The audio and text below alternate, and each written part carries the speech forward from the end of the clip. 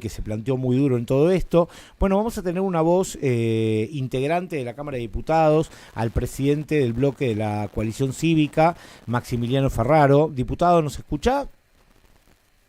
¿Qué tal? Muy buenos días, los escucho muy bien. Ah, genial, ¿qué tal, diputado?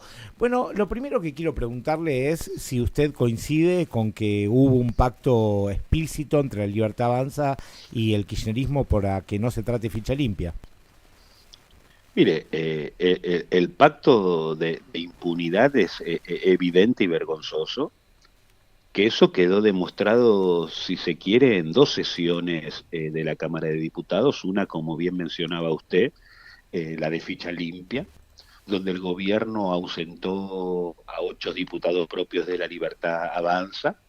Después colaboró la ministra de Seguridad, Patricia Bullrich, con 2 del PRO, y no hicieron nada, como en otras oportunidades sí lo hicieron, con otros diputados aliados a la Libertad Avanza que le votaron el 100% de las leyes y de los vetos, como sucedió con jubilados y universidades. Y la segunda cuestión tiene que ver con que tampoco pudimos avanzar en la ley que democratizaba a los sindicatos y que de alguna manera frenaba lo que hoy son las reelecciones indefinidas de muchísimos dirigentes sindicales a lo largo y ancho del país, que deban presentar ficha limpia, que deban tener obligación de presentar declaraciones juradas, y son dos leyes que no pudieron avanzar en el Parlamento por este acuerdo al cual están participando la Libertad Avanza y el kirchnerismo. Sumado a eso, y no podemos dejarlo pasar por alto, la intención que tiene el presidente Milei de poner a Ariel Lijo Ujú. digamos, a la Corte Suprema de Justicia, y la negociación que está habiendo con jueces y fiscales federales, que son los pliegos que tiene que mandar el gobierno nacional al Senado de la Nación. Ahora, diputado, le hago una pregunta. Las leyes no son retroactivas, ¿estamos de acuerdo?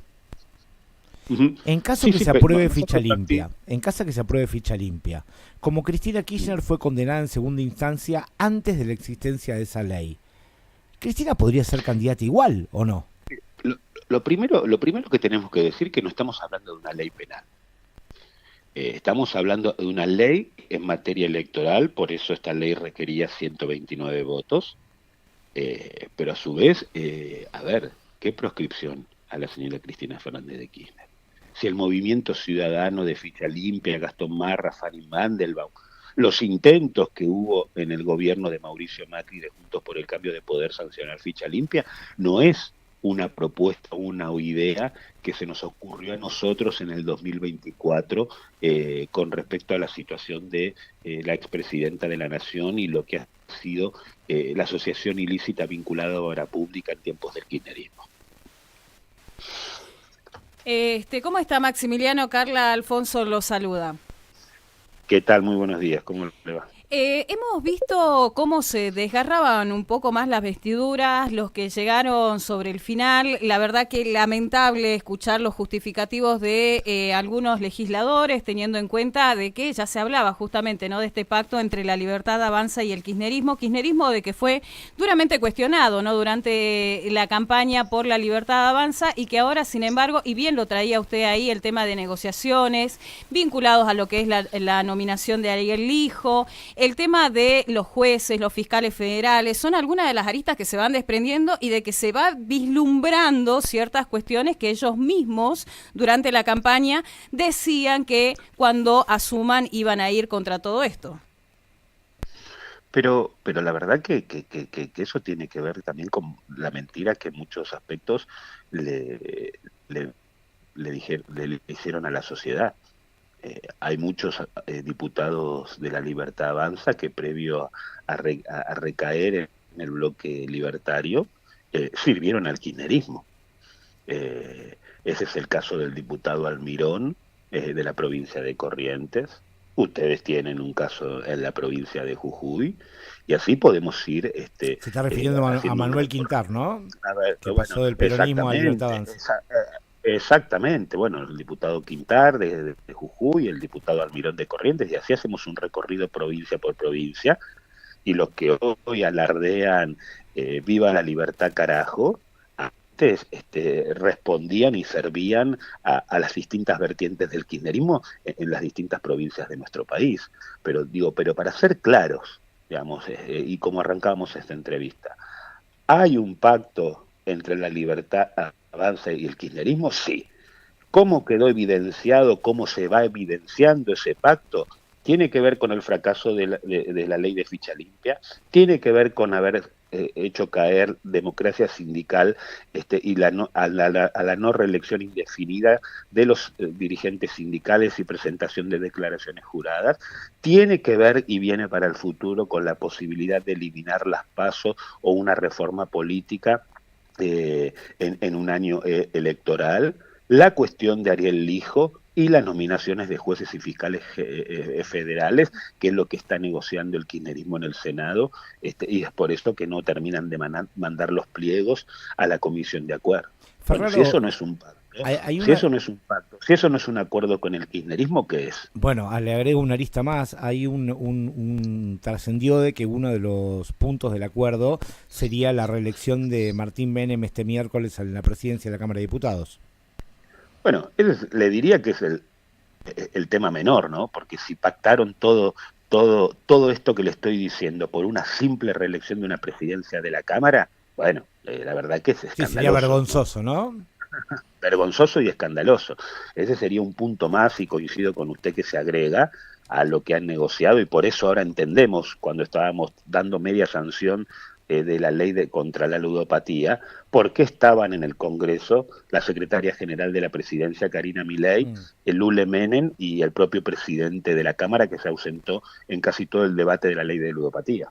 Menos mal de que ahí lo trae usted, porque justo era algo que le quería preguntar. Milei va a vetar esta ley, o por lo menos es lo que se habla, luego de lograr esta media sanción, que se prepara justamente para seguir con lo que sigue, teniendo en cuenta de que había un vacío legal, todas las contraposiciones que también se hablaban dentro del recinto, pero ahora era una necesidad hablar de este tema por todo el impacto que tiene en nuestros jóvenes y en nuestros niños. Pero ¿cuál es la opinión que le queda a usted después de que el presidente ya anunció que se la va a vetar?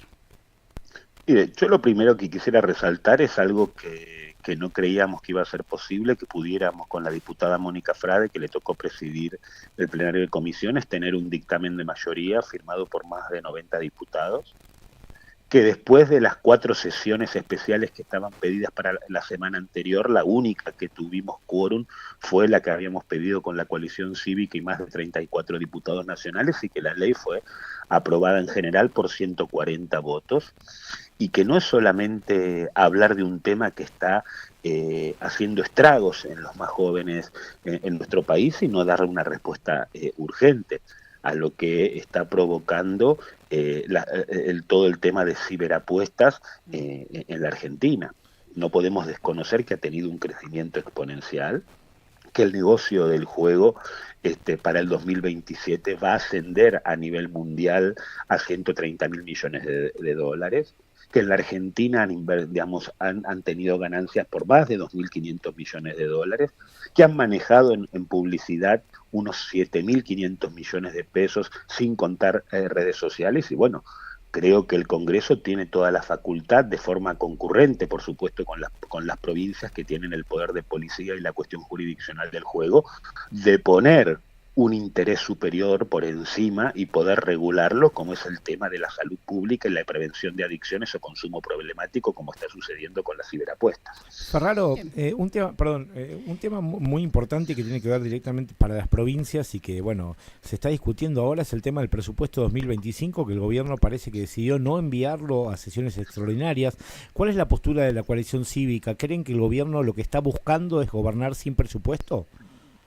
El gobierno lo que está buscando es gobernar con total discrecionalidad, sin ningún tipo de control parlamentario, que recordemos que tenemos presupuesto prorrogado porque lo acordó Milei con Sergio Massa, y que nosotros, por supuesto, exigimos que haya sesiones extraordinarias con un temario muy claro que tenga que ver con poder discutir y aprobar el presupuesto 2025, ficha limpia, juicio en ausencia, para darle una respuesta a lo que son las víctimas y las familias de los 2 atentados terroristas en la Argentina, como fueron AMIA y Embajada, y por qué no, que ponga ludopatía y en todo caso esperar qué es lo que resuelve el Senado para la Cámara de Diputados poder ver qué es lo que ha hecho la Cámara Revisora y tratar de corrernos, porque también cuando amenaza el veto con respecto a ludopatía quiere decir que está siendo funcional o vocero de la enorme presión del lobby solapado que tuvimos para que no se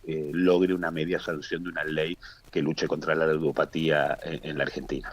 Y justamente, ¿no? Sobre el tema de eso, preguntarle a usted qué le queda, ¿no? De escuchar ridículos argumentos, por ejemplo, de Lilia Leimoyd al momento de hablar de la prevención de la ludopatía y los argumentos que se van girando, porque la verdad uno lo escucha desde el lado de ciudadano, pero me imagino para ustedes estar sentado ahí compartiendo un recinto con personas que deberían estar un poquito más preparadas y sin embargo cada vez que toman la voz y dejan mucho que desear. La verdad que indigna, porque estamos hablando, como bien decía usted, ¿no? De gente y de personas, ¿no? De chicos, de pibes, de jóvenes, mayores de 18 años, pero que son jóvenes, que están perdiendo todo en lo que es esta locura que ha crecido exponencialmente como el tema de la ludopatía. Y vuelvo a esto que le decía, nosotros no es que no tuvimos en el proyecto de ley un serio control de constitucionalidad y de qué manera esto va de manera concordante con las provincias.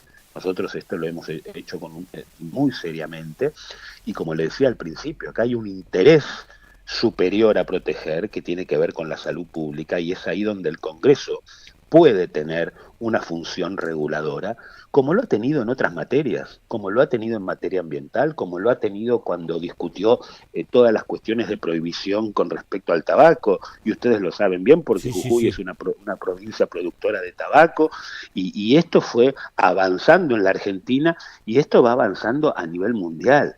A ver, nosotros no es que inventamos nada nuevo, sino que vimos qué es lo que sucedía en España, qué es lo que sucedía en Italia, que son dos países que tienen una cultura bastante similar a la nuestra, en términos deportivos, en términos de apuesta, y es muy claro, es muy clara la decisión del Estado de prohibir y de regular, y es lo que hicimos. Nosotros hemos prohibido todo tipo de publicidad directa o indirecta. Hemos puesto la obligatoriedad de ingreso biométrico a los distintos sitios de apuestas en línea. Hemos dado instrucciones claras cómo debe actuar el ENACON y la justicia para bajar los sitios ilegales de juego. Bueno, y ojalá podamos avanzar, porque es una ley que no es que reclama la diputada Frade, el diputado Ferraro, la coalición cívica, más allá que nosotros venimos con este proyecto desde hace muchísimos años, que una de las primeras impulsoras fue Elisa Carrió, sino que es una demanda de la sociedad. Nosotros hemos escuchado cientos de testimonios de estudiantes secundarios, universitarios, de exdeportistas, que han entrado en esta lógica perversa de lo que genera el juego en línea, que preferían perder un torneo porque les pagaban más por perder el torneo en el marco de las apuestas en línea que el premio que pagaba el propio torneo de tenis. Sí, una locura. Realmente hemos escuchado a las distintas iglesias, en esto hemos tenido un acompañamiento muy fuerte de la conferencia episcopal, de la pastoral social. Yo ahí quiero reconocer a Monseñor Ojea, el anterior presidente de la conferencia episcopal, porque la verdad que nos acompañó en la importancia de poder visibilizar y poner este debate, que no fue fácil, como le decía, en la Cámara de Diputados, porque nos pusieron el tratamiento en 5 comisiones, que en el plenario éramos 155 diputados, o sea, más de la mitad de la Cámara de Diputados. Logramos un dictamen de mayoría que fue firmado por más de 90 diputados y después pudimos lograr el quórum cuando yo le puedo asegurar que hicieron lo imposible para que no tengamos quórum y no tengamos media sanción.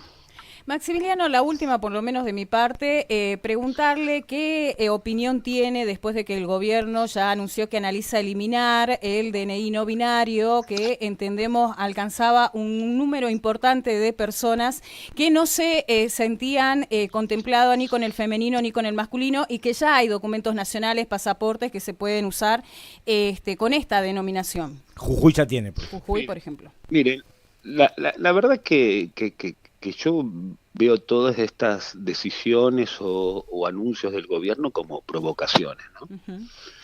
Como provocaciones constantes Y creo que hay que correrse de eso y que hay que marcarles que muchas de esas decisiones están por fuera de la Constitución y están por fuera de un marco normativo de la Argentina que ha reconocido y ha ampliado derechos y que esto fue modelo a nivel regional y a nivel mundial.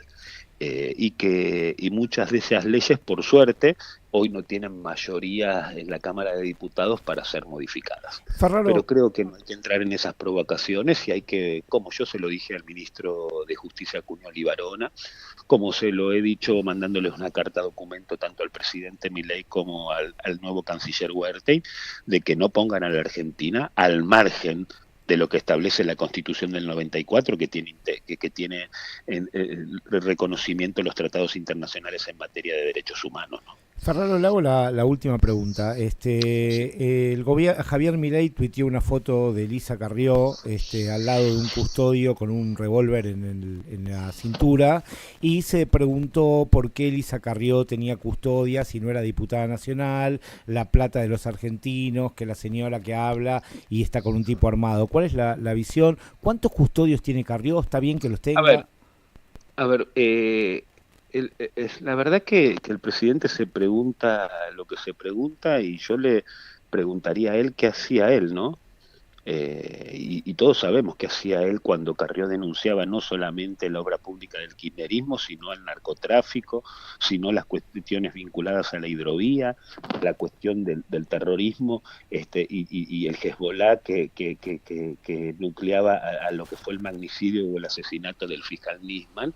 Él trabajaba para Daniel Scioli, él trabajaba para Urnequian y Aeropuertos 2000.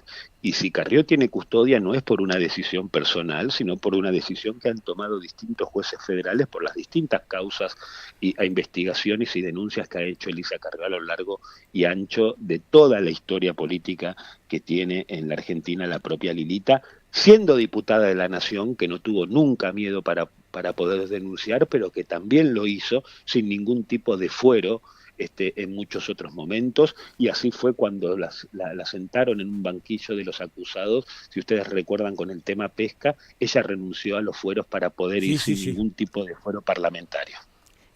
Muchas gracias, Ferraro, por esta comunicación con FM Sol y con el Tribuno de Jujuy. Estaremos en contacto en cualquier otro momento. Muchas gracias y un saludo para todos los jujeños de esa hermosa provincia que siempre me encanta visitarla. Un abrazo grande. Muchísimas Maximiliano gracias. Ferraro, diputado nacional, titular del bloque de la coalición cívica en la Cámara de Diputados de la Nación. Bueno, hablar de ficha limpia no era solamente lo que nos competía, ¿no? Hablar Muy de interesante ludopatía. el tema de la ludopatía, sí. Le traía a colación lo que decía Lilia Limoin, porque me parece también que es una falta de respeto para los que están ¿Querés recordar sentados que ahí. dijo Lemoyne? Digamos, porque son tantos los exabruptos que yo realmente ya te escuchaba y ya me había perdido. ¿Cuál será el exabrupto de Lemoyne esta vez, viste? No, bueno. Ya dijo que la tierra era plana, que Villarroel es bicha cruel. No sé, dijo Sí, tantas barbaridades. dijo tantas barbaridades, exactamente. Mira, si lo busco en estos momentos, entre tantas ridiculeces que se le escuchó decir a la Sí, te va a costar encontrarlo. Lilia Limoen, exactamente, que es lo siguiente: prohibir las redes sociales. Fue una de las tantas preguntas que hizo justamente ella, planteando de que el gobierno, en los gobiernos anteriores,